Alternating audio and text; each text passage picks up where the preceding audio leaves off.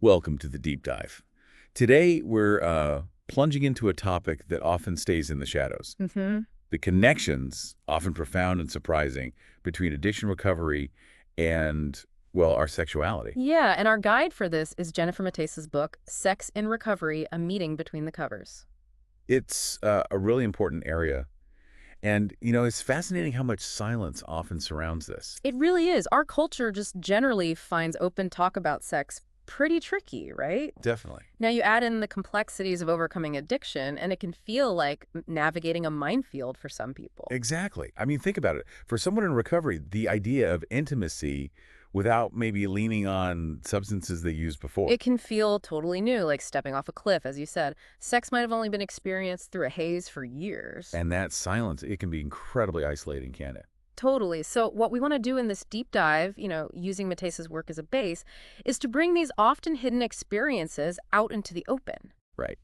Our mission today, for you listening, is to get a better understanding of the challenges, sure, but also the huge transformations. Yeah, the positive shifts that happen around sexuality for people who are on that recovery journey. And the book itself, it's such a rich mix of voices and perspectives. It really is. We've got personal stories, real people sharing what they went through, names changed, obviously, for privacy. Age is crucial, but also insights from experts, people in anthropology, psychology, sex education. All woven together with the author's own observations, too. And what makes it so compelling, I think, is how Matesa creates this space for really honest dialogue. Yeah. This isn't just like abstract theory. It's grounded in the actual lives of people in recovery. Real accounts gives you a powerful window into this whole intersection. It really does live up to that title, A Meeting Between the Covers. It does. And Yeah. it tackles such a wide range of stuff. The absolute building blocks of relationships, how we see ourselves. Like, Well, things like respect, honesty, vulnerability,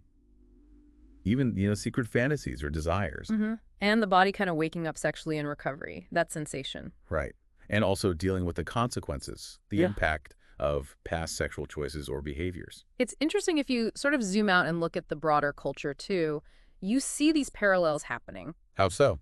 Well, there's more awareness around addiction and recovery now, right? More support, things like funding for treatment initiatives. True. Like the Comprehensive Addiction and Recovery Act stuff. Exactly. And at the same time, our whole understanding of sexuality is shifting pretty fast. Yeah. Things like marriage equality, more visibility for transgender issues. And more open conversations, like in books about female sexual pleasure, people like Emily Nagoski, Peggy Orenstein. Yet Montesa makes this great point, this really crucial intersection, addiction, recovery, and sexuality. It often just gets missed, overlooked. It's like they're treated as separate boxes, even though our earliest experiences, maybe way back in childhood, can weave them together so tightly. Which brings us to the courage it takes for people to share these stories. Oh, immense courage. Matesa talks about doing these interviews. Yeah? And people finding it just profoundly meaningful to finally talk about sex and recovery. Sometimes saying things they'd never told anyone, not even partners or therapists. Wow. That says so much, doesn't it? About a real unmet need. Absolutely. A deep desire within the recovery community to talk about this stuff, but maybe not having the established ways or even the words to do it comfortably. So Matesa really kind of stepped into that gap. She did. And what makes the book even stronger, I think, is that she brings in scientific context, conversations with experts. Like you mentioned that. Yeah. Like Nina Jablonski. Yeah, talking about the evolution of human skin, the importance of touch. And Tiffany Field, who researches the impact of human touch. And Emily Nagoski. Yes. With that idea that could be so liberating for people in recovery, pleasure is not addictive. That really stands out. That idea that healthy pleasure isn't the enemy. Exactly. In recovery, there can be so much focus on avoidance, on what not to do. This offers a different perspective on healthy sexual expression, a positive one. It feels really significant. Definitely. And as we start digging into some of the key themes from the book, this concept of virginity comes up pretty early on. And it's complex, not simple at all. Not at all. Patty Powers, she's a sober coach featured in the book, she talks about having sex when she was 14. Why? Because, in her words, virginity was a heavy cross to bear. That societal pressure. Wow. That really hits home, doesn't it? How much weight society puts on that idea. Yeah. And Matesa connects this to why Powers avoids using the word clean in recovery. Right, arguing for this inherent wholeness we all have, regardless of past experiences, not needing to be cleaned. It also touches on this idea of technical virginity, which seems particularly relevant for younger people, maybe. Yeah, especially in recovery. Ava's story is quite painful here. Her first sexual experience, it was really driven by just wanting to lose her virginity. Not about connection. No, not with someone she truly connected with. And it underscores the emotional harm that can happen when that concept gets so loaded. Then you've got Hayden's story, sort of the flip side. Innocent childhood exploration with a friend. But looking back, she felt shame because of societal messages growing up in a conservative place. It shows how early those messages about sex being good or bad can get stuck in our heads. And that ties right into the next big theme, honesty and vulnerability. Which, after years of active addiction, wow, being truly honest about your sexuality, that sounds incredibly hard. It can be daunting. Amy's story really illustrates this. Before recovery, she used sex for conquest, validation. Her journey towards honesty and sober relationships, just learning to be present in her own body, even when it felt uncomfortable, that's a huge shift. It makes you think about the one-year rule in recovery. The suggestion to avoid new relationships or big changes in the first year. Right, which often includes advice about abstaining from sex for that period. It's a guideline, maybe controversial sometimes. Not everyone follows it. But the book explores the thinking behind it, prioritizing the recovery program, giving yourself space. Space to figure out your relationship with sex in sobriety without adding the complication of a new relationship dynamic. Exactly. And Adrian's story fits here. She chose sexual abstinence after about 9 months sober. Her choice, though, not imposed. Her choice. She wanted to, quote, right-size the importance of sex in her life, focus on building healthier connections overall. But she shifted later. She did when a genuine connection came along. It shows these guidelines aren't necessarily rigid rules for everyone all the time. Then there's the really difficult topic of trauma. Tragically, yes. Childhood sexual trauma, it's a significant factor for many, many people in the recovery community. And that kind of trauma can just fundamentally change how someone experiences sexuality, right? Absolutely. The ACE's study the adverse childhood experiences, study its findings, really back this up. What do they find? A clear link between early trauma and things like compulsive sexual behaviors later on, maybe as a way to cope. Sarah Heppola's experience, which Matesa includes, about literally rewriting her memory of her first sexual encounter. And using alcohol to numb that pain. Yeah, it's a powerful illustration of how trauma shapes our sexual stories and actions. The book really argues for discussing the nuances, the details of sexual experience in recovery. Because that's how you start to understand and process these deep-seated traumas. And the fear from trauma. It can manifest in surprising ways, like the woman mentioned who sometimes got more pleasure from a vibrator than a partner. Right. And that wasn't just about the physical feeling. It was likely tied up with anxiety about intimacy, about protection, because of past hurt. So much complexity there. Definitely. Which leads us to pleasure and touch, really vital parts of recovery. Sarah Hippola reflects on this too, doesn't she?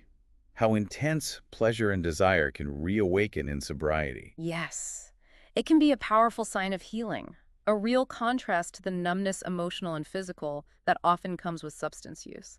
And the ways substances affect sexual feelings are so varied. Hugely varied. Blackouts, using sex to prove something, or just a total loss of interest altogether. The book also talks about dissociation during sex. Which can often stem from trauma or even just your upbringing, feeling disconnected from your own body. Like watching yourself from the outside. Exactly. Makes genuine connection and pleasure really hard to access. And then you layer on societal messages about sex, what's okay, what's shameful. It's a lot. Even for young people, the idea of sober sex for the first time can bring up so much nervousness. Which is why the self-reflection questions Matesa includes are so valuable. Prompts to examine your past, your desires, Right. what's blocking pleasure now. That active self-inquiry is key to reclaiming sexuality in recovery. And the research on touch you mentioned earlier, from Jablonski and Field. So important. It underscores how fundamental touch is for well-being, especially in recovery. It's not just superficial, it actually changes our brain chemistry. Right. Lowers cortisol, the stress hormone, elevates oxytocin, the love hormone, real neurochemical benefits. Yet there's limited funding for research on touch in addiction treatment. That seems strange. It is striking, given the potential benefits for healing. The book even looks at kissing, how it's more than just physical. Yeah, multifaceted. engages multiple senses, creates a powerful connection. Then there's the theme of true respect. How that understanding changes in recovery. Dre's story illustrates this well, moving away from needing external validation. Towards finding internal confidence, Yeah. self-worth. Exactly. And he remembers a positive early connection, someone who treated him with real respect. That stuff sticks with you. It does. Now, the distinction between privacy and secrecy, that feels really crucial in this context. Oh, absolutely. Recovery often emphasizes radical honesty. We're only as sick as our secrets. Right. But knowing when sharing is helpful versus when maintaining privacy is actually necessary for your own well-being or someone else's, that's a vital discernment skill. Patty Powers brings up some tough points here, too, about men perhaps struggling to discuss sexual fluidity. And the objectification that trans individuals can face, even within recovery spaces. Maria Luz, the trans woman whose story is shared. She talks about invasive, dehumanizing questions about her body. Yeah. And body image issues. Those affect so many people's comfort with intimacy and their sexual identity. The book walks this fine line, protecting the privacy of the storytellers. While acknowledging that we humans do tend to judge, the goal is removing shame and secrecy, but always respecting boundaries. Elaine's story is quite moving, never really having sober sex until later in her recovery. Yeah, it really captures that journey of rediscovery, understanding the purpose of sex differently. Moving from maybe unhealthy patterns towards real connection, real pleasure. It's hopeful. It is. And we have to talk about consequences too. Substance abuse can seriously impact sexual response. Sometimes shutting it down completely during active use. Right. Then you get stories like his libido comes roaring back after getting sober. A real reawakening. Different substances deaden desire in different ways. And the risks. Unsafe sex doesn't just vanish when someone gets sober, unfortunately. No. And the book addresses 13th stepping. Exploiting vulnerability for sex within recovery circles. Exactly. And it rightly reframes it, not as just bad dating, but as sexual harassment, highlighting that power imbalance. Which circles back to honesty. Deep self-reflection about past sexual behavior is vital. Absolutely. Joseph's story, prioritizing honesty, contracting HIV early in recovery. That must have been incredibly difficult. Immense, but his recovery community supported him. Having no secrets was key for him. And his journey of figuring out what just having sex means now. Yeah. Unlearning risky patterns. Towards finding healthy, fulfilling intimacy, it's a process. The book even brings in a different cultural view, the Chinese concept of orgasm as a natural high tide of energy. Interesting, because the experience of orgasm varies so much. So much. Communication and trust are crucial. Greg Siegel's research on orgasm and positive emotions, the benefits of skin-to-skin touch, it all points to the complexity of sexual connection. Maria Luz's story again, as a trans woman in recovery. Her experiences with sex work, substance use. It really highlights how the harm from addiction often comes from a place of self-harm, deep down. And her desire now for just genuine respect and connection. It really underscores the challenges she faces. Then there's the theme of amends, both hurting others and being hurt. In the context of sexual harms and recovery. Right. And the book stresses that the best amends, it's changing the harmful behavior for good. It also mentions potential pitfalls. Like making detailed sexual inventories without support. That could be re-traumatizing. Definitely needs careful handling. Yeah. And the complexities of infidelity before and during recovery. Diana's story touches on this. It all seems to come back to honesty and maybe relying on spiritual principles as guides. That's a strong thread, honesty and finding your own ethical compass in sobriety when it comes to sex. So ultimately, the book suggests sex and recovery can be this process of revelation, self-discovery. Exactly. Taking ownership of your body, your experiences, learning to discern your own truth beyond simple good-bad labels.